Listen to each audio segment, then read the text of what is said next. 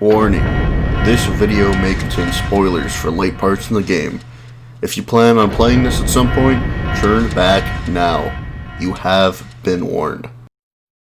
Welcome back everyone, CR here with a beautiful Katamari review, and I'm mostly here to say that this game is still as great as I remember, which is amazing. I do have a small piece I want to say about my reviews going forward. The last couple of games I've reviewed, I haven't 100%ed, and that's how I'm going to be doing reviews going forward.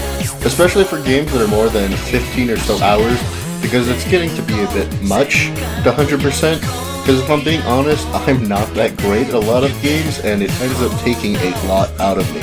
Plus, it raises the time between me being able to write up reviews.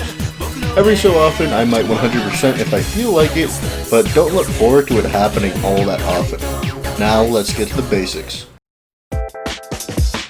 For the main part, just think of this game like Snake, where you increase in size after collecting things. This game is a lot more advanced though. You control the Prince of the Cosmos and his cousins trying to create planets and satellites and other stuff. The way that they create planets is by using a ball that can potentially pick up anything and increases in size depending on how much has been picked up.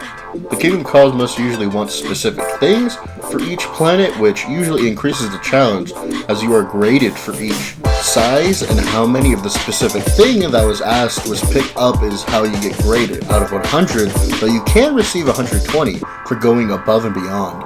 For instance, you can be asked to pick up more cold things or to keep picking up hot things to increase temperature, with the size being secondary. Alternatively, there are missions where you get asked to roll up expensive things, with the main being to get a big size. For the most part though, you can just pick up whatever you want. You don't really care about score, though anything under 80% will give a lackluster response from the king. After you receive 100 points or more in a level, next time you enter you'll be given the option to play normally, do time attack, or do eternal mode. Eternal mode just allows you to play a level for however long you want, but you can collect presents and cousins like normally. There won't be an extra section because it would be rather small, so I'll just explain that stuff here. Throughout each level there are presents that you can roll up to get equipable accessories that are just for fun and don't really add anything. And the same with the cousins. You find them in a level and then roll them up, then when you're in the stage select screens, you can choose to be them. There's also an online versus mode as well as couch co-op. There isn't much in the way of story in this game, but I'll share it anyways, cause it's still pretty funny.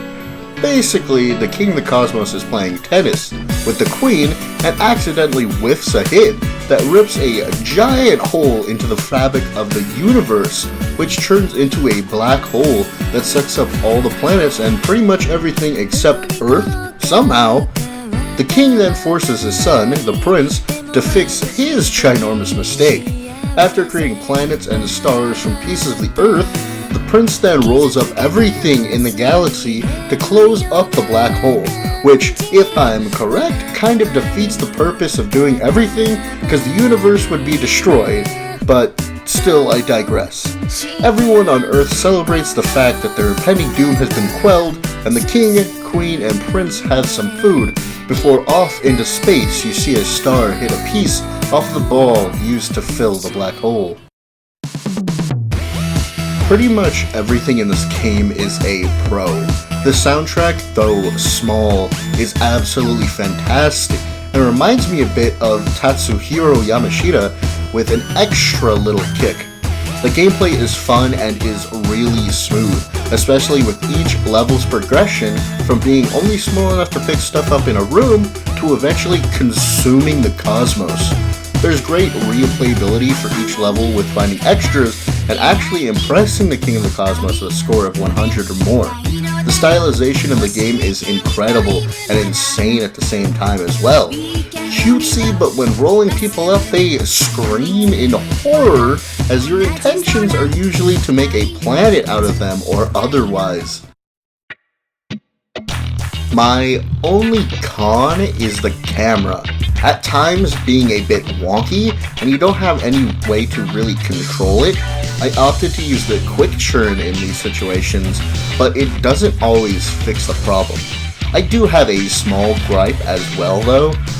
Why does the king have to be so mean about everything? It's his fault everything happened, and God forbid you fail his random time limits he gives. All around, this game is just great. This is the game that actually introduced me to the Katamari series and is definitely one of my favorite Xbox 360 games. I sadly only played the one that was on iPhone other than this, and I'm hoping to play more of the other ones to review here soon, because I've at least seen that some of the other ones have a bit more story to them. Hope you enjoyed, and see you next video.